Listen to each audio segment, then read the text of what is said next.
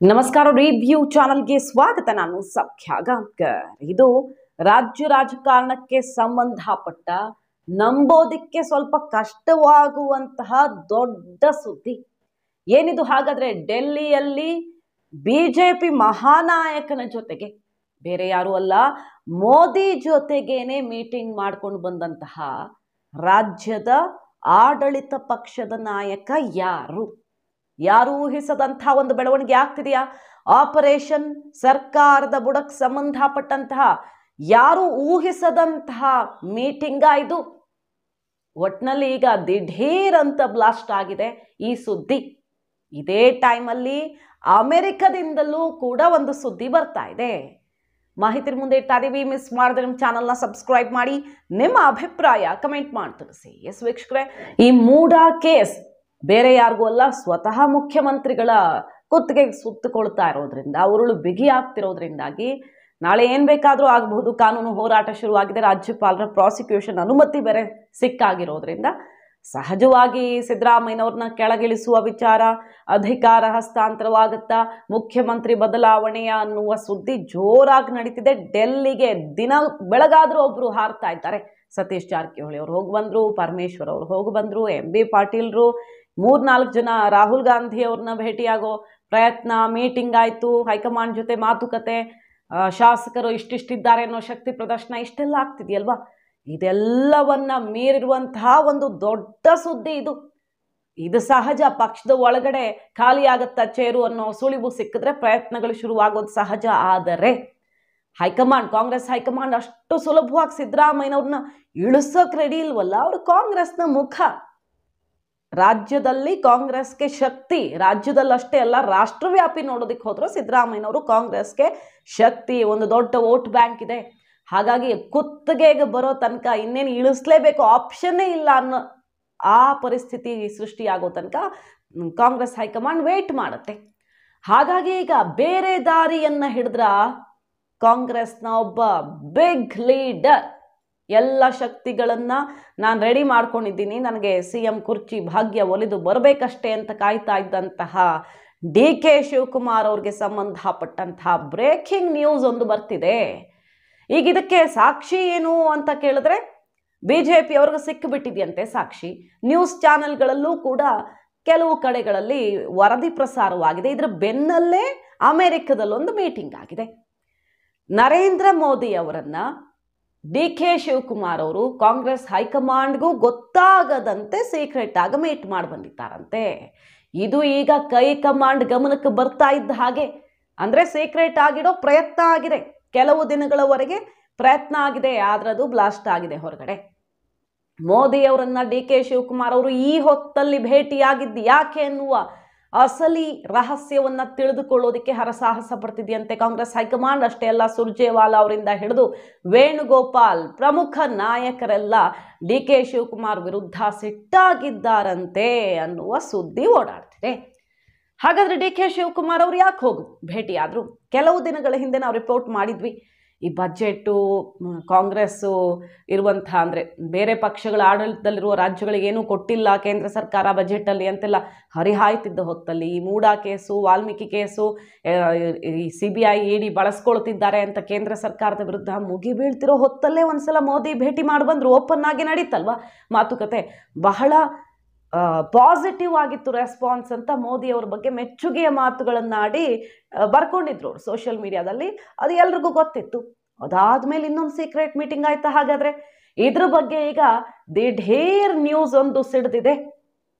ಮತ್ತು BJPಯ ನಾಯಕರು R ಅಶೋಕ್ ಅವರೇ, ವಿರೋಧ ಪಕ್ಷ ನಾಯಕರೇ ಇದ್ರ ಬಗ್ಗೆ ಅಧಿಕೃತವಾಗಿ ಕೆಲವು ಬರ್ಕೊಳ್ಳೋ ಮೂಲಕ ಸುಳಿವು ಕೊಡ್ತಿದ್ದಾರೆ. ಏನಂತ? ಮಮತಾ ಬ್ಯಾನರ್ಜಿ ಅವರು ಹಾಗೆ ಆಂಧ್ರ ಪ್ರದೇಶದ ಜಗನ್ ರೆಡ್ಡಿ ಅವರು ಕೂಡ ಕಾಂಗ್ರೆಸ್ನಿಂದ ಹೊರಗೆ ಬಂದ ಮೇಲೇನೆ ಮುಖ್ಯಮಂತ್ರಿ ಆಗಲಿಕ್ಕೆ ಸಾಧ್ಯವಾಗಿದ್ದು, ಇತಿಹಾಸದ ಅರಿವಿದ್ದವ್ರಿಗೆ ಮಾತ್ರ ಇತಿಹಾಸ ಸೃಷ್ಟಿಸೋದಕ್ಕೆ ಸಾಧ್ಯ ಅಂತ. ಏನಿದ್ರ ಅರ್ಥ?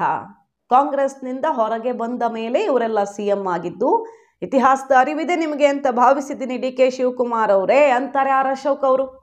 ಇದು ಈಗ ಹುಬ್ಬೇರಿಸುವಂತೆ ಮಾಡಿದೆ. ಸೊ ಇತಿಹಾಸ ಸೃಷ್ಟಿಸುವಂತಹ ಒಂದು ಪ್ಲಾನ್ ಆಗಿದೆಯಾ ಕರ್ನಾಟಕ ರಾಜಕಾರಣದಲ್ಲಿ? DCM DK ಶಿವಕುಮಾರ್ ಅವರೇ, ಕಾಂಗ್ರೆಸ್ ಪಕ್ಷದ ಸಂಪ್ರದಾಯದಲ್ಲಿ ಪಲ್ಲಕ್ಕಿ ಹೊರುವವರೇ ಬೇರೆ, ಉತ್ಸವ ಮೂರ್ತಿ ಆಗುವವರೇ ಬೇರೆ. ಜೀವನವೆಲ್ಲ ಕಾಂಗ್ರೆಸ್ ಪಕ್ಷದ ಪಲ್ಲಕ್ಕಿ ಹೊತ್ತು ಕಡೆಗೆ ಮೂಲೆ ಗುಂಪಾದವರ ಪಟ್ಟಿ ಬಹಳ ದೊಡ್ಡದಿದೆ, ಹುಷಾರಾಗಿರಿ. ಪಶ್ಚಿಮ ಬಂಗಾಳದ ಮಮತಾ ಬ್ಯಾನರ್ಜಿ, ಈ ಕಡೆ ಜಗನ್ ರೆಡ್ಡಿ, ಇವರದ್ದೆಲ್ಲ ಪರಿಸ್ಥಿತಿ ಏನಾಗಿತ್ತು, ಅವರು ಹೊರಗಡೆ ಬಂದ ಮೇಲೆ ಅವರೆಲ್ಲ ಏನಾದ್ರು ಅನ್ನೋದನ್ನ ಒಂದ್ಸಲ ನೆನಪು ಮಾಡ್ಕೊಳ್ಳಿ. ನೆನಪಿದೆ ಅಂತ ನಾನು ಭಾವಿಸ್ತೀನಿ ಅಂತಿದ್ದಾರೆ ಆರ್ ಅಶೋಕ್ ಅವರು. ಏನು ಈ ಟ್ವೀಟ್ನ ಅರ್ಥ ಹಾಗಾದ್ರೆ? ಅಷ್ಟೇ ಅಲ್ಲ, ಆರ್ ಅಶೋಕ್ ಅವ್ರು ಹೇಳ್ತಿರೋದು ನೋಡಿ, ಸಿದ್ದರಾಮಯ್ಯ ಅವರ ರಾಜೀನಾಮೆ ನಂತರ ರಾಜ್ಯದ ಮುಖ್ಯಮಂತ್ರಿ ಯಾರಾಗಬೇಕು ಅಂತ ಚರ್ಚೆ ಕಾಂಗ್ರೆಸ್ನಲ್ಲಿ ಜೋರಾಗ್ತಿರುವ ನಡುವೆಯೇ ಕಾಂಗ್ರೆಸ್ ಹೈಕಮಾಂಡ್ ಏಜೆಂಟ್ಗಳಾದ ರಣದೀಪ್ ಸಿಂಗ್ ಸುರ್ಜೇವಾಲಾ, KC ವೇಣುಗೋಪಾಲ್ ಅವರಿಗೆ DCM DK ಶಿವಕುಮಾರ್ ಅವ್ರ ಮೇಲೆ ಅನುಮಾನ ಹುಟ್ಟಿದೆಯಂತೆ. ಏನ್ ಡೌಟ್ ಹಾಗಾದ್ರೆ? ಏನ್ ಡೌಟ್ ಅಂದ್ರೆ ಸುದ್ದಿ ಓಡಾಡ್ತಿರೋದು ಇದು. ಮೋದಿ ಭೇಟಿ ಮಾಡಿ ಬಂದಿದ್ದಾರೆ ಅನ್ನೋದನ್ನ ಆರ್ ಅಶೋಕ್ ಅವರು ಬರ್ಕೊಂಡಿಲ್ಲ. ಈ ಸುದ್ದಿ ಸಿಡ್ದಿರೋ ಹೊತ್ತಲ್ಲಿ ಆರ್ ಅಶೋಕ್ ಅವರ ಈ ಟ್ವೀಟ್ ಎಲ್ಲ ದಿಟ್ಟು ಅದಕ್ಕೂ ಒಂದಕ್ಕೊಂದು ಲಿಂಕ್ ಆಗುವಂತಿದೆ. So Congress high command DK Shivakumar ಅವ್ರ ಮೇಲೆ ಸಿಟ್ಟಾಗಿರೋದು ಯಾಕೆ?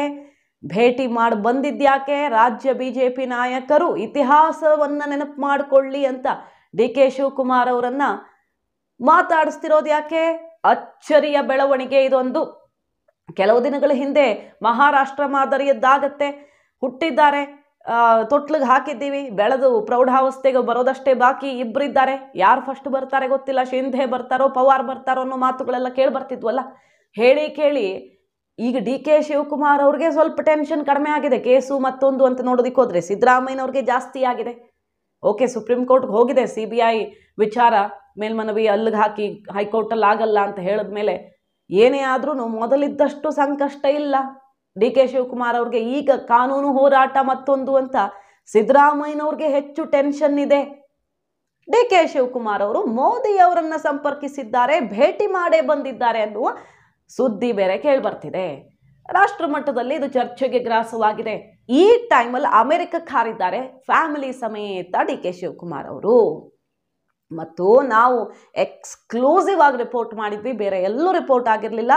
ಅಮೆರಿಕದಲ್ಲಿಯೇ ರಾಹುಲ್ ಗಾಂಧಿ ಅವ್ರನ್ನ ಭೇಟಿ ಆಗಲಿದ್ದಾರೆ DK ಶಿವಕುಮಾರ್ ಅಂತ ಈಗ ಸುದ್ದಿವಾಹಿನಿಗಳನ್ನು ಇವತ್ತು ಗಮನಿಸಬಹುದು ನೀವು. ರಾಹುಲ್ ಗಾಂಧಿ ಅವರು DK ಶಿವಕುಮಾರ್ ಅವರು ಒಂದೇ ಹೋಟೆಲಲ್ಲಿ ಉಳ್ಕೊಂಡಿದ್ದಾರೆ, ಭೇಟಿ ಮಾಡಿದ್ರೆ ತಪ್ಪೇನು ಅಂತ G ಪರಮೇಶ್ವರ್ ಅವರೇ ಹೇಳ್ತಿದ್ದಾರೆ ಇವತ್ತು. ರಾಹುಲ್ ಗಾಂಧಿ ಅವರು 4 ದಿನಗಳ ಅಮೆರಿಕ ಪ್ರವಾಸಕ್ಕೆ ಹೋದ ಟೈಮಲ್ಲೇ ಫ್ಯಾಮಿಲಿ ಸಮೇತ DK ಶಿವಕುಮಾರ್ ಅವ್ರು ಯಾಕೆ ಹೋಗ್ತಾರೆ ಅಂದರೆ ಸಹಜವಾಗಿ ಅಲ್ಲೇ ಆನ್ಸರ್ ಸಿಕ್ಕಿಬಿಟ್ಟಿತ್ತು. ಇಲ್ಲಿ ದೇಶದಲ್ಲಿ ಭೇಟಿ ಆದರೆ, ಇಲ್ಲಿ CM ಚೇಂಜ್ ಜಟಾಪಟಿ ನಡೀತಿರೋ ಹೊತ್ತಲ್ಲಿ ಬೇರೆಯವರೆಲ್ಲ ಹೋಗಿ ಸಿದ್ದು ಕ್ಯಾಂಪ್ನವರೇ ಭೇಟಿ ಮಾಡ್ತಿರಬಹುದು ಹೈಕಮಾಂಡನ್ನು. ಆದರೆ DK ಶಿವಕುಮಾರ್ ಅವರೇನಾದರೂ ಅಂಥ ಪ್ರಯತ್ನ ಮಾಡಿದ್ರೆ ಕಿಡಿ ಹೊತ್ಕೊಳ್ಳುತ್ತೆ, ಬೇರೆ ಮೆಸೇಜ್ ಹೋಗುತ್ತೆ, ಇವರೇ ಬೇಕಂತ ಮೂಡ ಫೈಲ್ ಕೊಟ್ಟಿದ್ದಾರೆ ಅಂತ ಬೇರೆ BJP ಅವರು JDS ಅವರು ಆರೋಪ ಮಾಡ್ತಿರುವಾಗ, ಸಿದ್ದರಾಮಯ್ಯ ಇಳಿಸೋಕೆ ಇವರೇ ಮಾಡಿದ್ದು ಎಲ್ಲ ಪ್ಲಾನು ಅಂತ ಆರೋಪ ಮಾಡ್ತಿರುವಾಗ DK ಶಿವಕುಮಾರ್ ಹೋಗಿ ಭಾರತದಲ್ಲಿ ಎಲ್ಲೇ ಮೀಟ್ ಆದ್ರೂ ಅದು ದೊಡ್ಡ ಸುದ್ದಿ ಆಗ್ಬಿಡುತ್ತೆ. ಹಾಗಾಗಿ ವಿದೇಶದಲ್ಲಿ ಬೇರೆ ಬೇರೆ ವಿಚಾರ ಮಾತಾಡೋದಿಕ್ಕೆ ಹೋದ್ರ ಅನ್ನೋ ಕುತೂಹಲ ಇದೆ. ಅದೇ ಟೈಮಲ್ಲಿ ಅಮೆರಿಕಕ್ಕೆ ಹಾರಿದ್ದಾರೆ. ಕಮಲಾ ಹ್ಯಾರಿಸ್ ಒಬಾಮಾ ಮೀಟ್ ಮಾಡ್ತಾರಂತೆ, ಇದೆಲ್ಲ ದೂರದ ಸುದ್ದಿಗಳು. ಆದ್ರೆ ಅಸಲಿ ರಹಸ್ಯ ಇದು. ನಾವು ಅದನ್ನ ಎಕ್ಸ್ಕ್ಲೂಸಿವ್ ಆಗಿ ರಿಪೋರ್ಟ್ ಮಾಡಿದ್ವಿ. ಇವತ್ತು ಅದಾಗಿದೆ. ರಾಹುಲ್ ಗಾಂಧಿ ಅವರು ಇರೋ ಹೋಟ್ಲಲ್ಲೇ ಉಳ್ಕೊಂಡಿದ್ದಾರೆ ಅಂತ G ಪರಮೇಶ್ವರ್ ಅವರೇ ಕ್ಲಾರಿಟಿ ಕೊಡ್ತಿದ್ದಾರೆ. ಈ ಅನುಮಾನ ಅಂತ ಹೇಳಲಾಗ್ತಿದೆಯಲ್ಲ, ಮೋದಿ ಅವ್ರನ್ನ ಭೇಟಿಯಾಗಿದ್ದಕ್ಕೆ ಸಿಟ್ಟಾಗಿದೆ ಹೈಕಮಾಂಡ್ ಅಂತ, ಅದ್ರ ಬಗ್ಗೆ ಸಮಜಾಯಿಷಿ ಕೊಡೋದಿಕ್ಕೆ ಹೋದ್ರ, ಅಥವಾ ಸಿದ್ದರಾಮಯ್ಯನವರ ವಿರುದ್ಧ ಚಿತಾವಣೆ ಮಾಡಿದ್ದೇ DK ಶಿವಕುಮಾರ್ ಅನ್ನುವ ಆರೋಪ, ಅದ್ರ ನಡುವೆ ಮೋದಿ ಮೀಟ್ ಆದ್ರಂತೆ ಅನ್ನುವ ಸುದ್ದಿ, ಇದೆಲ್ಲದರ ಬಗ್ಗೆ ಸಮಜಾಯಿಷಿ ಕೊಡೋದಿಕ್ಕೆ ಹೋದ್ರ, CM ಕುರ್ಚಿ ವಿಚಾರದಲ್ಲಿ ನಾನು ಏನು ಮಾಡಿದ್ದೀನಿ, ಹಿಂದೆ 23 ಚುನಾವಣೆಯಲ್ಲಿ ನನಗೆ ಭರವಸೆ ಕೊಟ್ಟಿದ್ರಿ ಅಧಿಕಾರ ಹಸ್ತಾಂತರದ್ದು, ತೆಲಂಗಾಣ ಎಲೆಕ್ಷನ್ಗೆ ನಾನು ಏನು ಮಾಡಿದ್ದೀನಿ, ಕರ್ನಾಟಕ ಎಲೆಕ್ಷನ್ನಲ್ಲಿ ತನುಮನಧನ ಹೇಗೆ ಮೀಸಲಿಟ್ಟಿದ್ದೀನಿ, ಯಾವ ರೀತಿ ಬಲ ತುಂಬಿದ್ದೀನಿ, ಗೆಲ್ಲಿಸ್ಕೊಂಡು ಬಂದಿದ್ದೀನಿ, ಇದೆಲ್ಲವನ್ನು ನೆನಪಿಸೋದಿಕ್ಕೆ ಹೋದ್ರ, ಹೈಕಮಾಂಡ್ ಸಿಟ್ಟಾಗಿರೋದೇ ಹೌದಾದರೆ ಸಮಾಧಾನ ಮಾಡೋದಿಕ್ಕೆ ಹೋದ್ರ, ಇಲ್ಲ ಬೇರೆ ಏನೋ ಇಲಾಖೆ ಕೆಲಸ ಮತ್ತೊಂದು ಅಂತ ಸಮಾಧಾನ ಮಾಡಿ ಅವಕಾಶ ಸಿಕ್ಕಿದ್ರೆ, ಇಲ್ಲ ಸಿದ್ದರಾಮಯ್ಯನವರು ಇಳಿಯೋ ಪರಿಸ್ಥಿತಿ ಬಂದರೆ ಸಾಧ್ಯವಾದಷ್ಟು ಕಾಂಗ್ರೆಸ್ ಅಲ್ಲಿ ಪ್ರಯತ್ನ ಮಾಡಿ, ಸಾಧ್ಯವಾಗದೇ ಇದ್ದಲ್ಲಿ ಪ್ಲಾನ್ B ಅನ್ನು ರೆಡಿ ಮಾಡ್ಕೊಂಡು ಬಿಟ್ಟಿದ್ದಾರೆ DK ಶಿವಕುಮಾರ್ ಅವರು. ಹಾಗಾದ್ರೆ ಇದು ಊಹೆ ಮಾಡೋದಕ್ಕೆ ಸ್ವಲ್ಪ ಕಷ್ಟ ಅಂತ ಅನಿಸಿದ್ರು ಕೂಡ ಈಗ ನಡೆದಿದೆ ಅಂತ ಹೇಳಲಾಗ್ತಿರುವ ಸುದ್ದಿ. ಹೈಕಮಾಂಡ್ ಮುಖ ಕೆಂಪಾಗಿದೆ, ಅಷ್ಟು ಸಿಟ್ಟಾಗಿದ್ದಾರಂತೆ DK ಶಿವಕುಮಾರ್ ಅವರ ಈ ನಡೆಗೆ. ಈ ರೀತಿ ನಾವು ಅಂದುಕೊಂಡಿರ್ಲಿಲ್ಲ, ಈ ದಾರಿ ಹಿಡಿತಾರೆ ಅಂತ ಅಂದುಕೊಂಡಿರ್ಲಿಲ್ಲ ಅನ್ನೋ ಮಟ್ಟಿಗೆ ಸಿಟ್ಟಾಗಿದ್ದಾರೆ ಅನ್ನೋ ಸುದ್ದಿಗಳು ಹೊರಗಡೆ ಬರ್ತಿವೆ. ನೋಡ್ಬೇಕು. ಇದನ್ನು ಅಧಿಕೃತವಾಗಿ ಯಾರು ಬೈಟ್ ಕೊಡ್ತಿಲ್ಲ. ಬಟ್ ಬಿಜೆಪಿಯವರು ಮಮತಾ ಬ್ಯಾನರ್ಜಿ ಅವರ ಮತ್ತು ಜಗನ್ ರೆಡ್ಡಿ ಎಕ್ಸಾಂಪಲ್ ಕೊಟ್ಟು ನೆನಪಿಸ್ಕೊಳ್ಳಿ ಇತಿಹಾಸವನ್ನ ಅಂತ ಇದೇ ಟೈಮಲ್ಲಿ ಟ್ವೀಟ್ ಮಾಡಿರೋದು ಮಾತ್ರ ಅಚ್ಚರಿಗೆ ಕಾರಣ ಆಗಿರೋ ಬೆಳವಣಿಗೆ. ನೋಡೋಣ, ಕಾದ್ ನೋಡೋಣ. ರಾಜ್ಯ ರಾಜಕಾರಣದಲ್ಲಿ ಹೊಸ ಇತಿಹಾಸ ಸೃಷ್ಟಿಸುವಂಥ ಬೆಳವಣಿಗೆ ಕಾದಿದೆಯಾ? ಹಾಗಾದ್ರೆ ದೊಡ್ಡ ಲೀಡರ್ ಮೂಲಕ ಆಪರೇಷನ್ಗೂ ಕೂಡ ಮುಹೂರ್ತ ಫಿಕ್ಸ್ ಆಗಿದೆಯಾ? ಬಿಜೆಪಿಗಂತೂ ಲೀಡರ್ ಬೇಕೇ ಬೇಕು. ಕರ್ನಾಟಕದಲ್ಲಿ ಕುಮಾರಸ್ವಾಮಿ ಅವ್ರನ್ನ ಸಾಧ್ಯವಾದಷ್ಟು ಹತ್ರ ಸೆಳ್ಕೊಳ್ಳೋದು ನೋಡ್ತು, ಕೊನೆಗೆ ಪಕ್ಷನೇ ವಿಲೀನ ಮಾಡಿಬಿಡಿ ಅನ್ನೋ ಪ್ರಯತ್ನ ಆಗಿದ್ರ ಬಗ್ಗೆನೂ ನಾವು ನೋಡಿದ್ದೀವಿ. ಬಟ್ ಅವರು ಒಪ್ಪಿಕೊಳ್ಳಿಲ್ಲ, ತಮ್ಮ ಅಸ್ತಿತ್ವ ಇರೋದೇ JDSನಲ್ಲಿ ಅಂತ ಇದ್ದಾರೆ. ಈಗ ಒಬ್ರು ಲೀಡರ್ ಬೇಕಲ್ಲ. ಯಡಿಯೂರಪ್ಪನವರ ಬಳಿಕ ಯಾರೇ ಇದ್ದಾರೆ ಅಂದ್ರೂ ಅಷ್ಟೇ ನಮ್ಮ ಭವಿಷ್ಯ ಅನ್ನೋ ಆತಂಕ ಇರಬಹುದು, ಯಾರಿಗೂ ಗೊತ್ತು. ಒಬ್ರು ಸ್ಟ್ರಾಂಗ್ ಲೀಡರ್ ಬೇಕು, ಎಲ್ಲ ಬಗೆಯ ಶಕ್ತಿಗಳಿರೋರು ಅಂತ ಈ ರೀತಿಯ ದಾರಿಯನ್ನ ಹಿಡಿದಿದ್ಯಾ, ಹುಡುಕ್ತಾ ಇದೆಯಾ ಬಿಜೆಪಿ? ಕಾದು ನೋಡಬೇಕು. ಇದೆಲ್ಲದಕ್ಕೂ ಉತ್ತರ ಕಾಲವೇ ಕೊಡಬೇಕು. ಮಾಹಿತಿ ನಿಮ್ಗೆ ಇಷ್ಟ ಆಗಿದ್ರೆ ಮಿಸ್ ಮಾಡಿದ್ರೆ ನಮ್ಮ ಚಾನಲ್ನ ಸಬ್ಸ್ಕ್ರೈಬ್ ಮಾಡಿ. ನಿಮ್ಮ ಅಭಿಪ್ರಾಯ ಕಮೆಂಟ್ ಮಾಡಿ ತಿಳಿಸಿ. Thank you.